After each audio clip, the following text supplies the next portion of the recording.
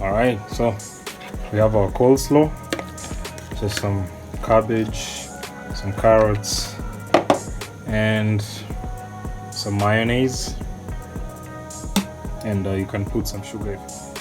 Then we have our fries. They're nice and dry, so we start with that. A few fries there. Oh yeah.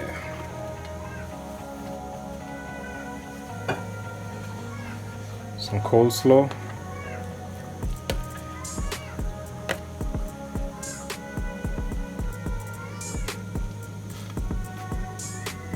Let's put that there. And some sausages.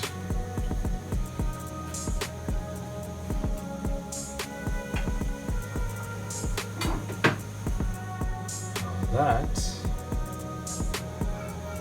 will be our lunch today.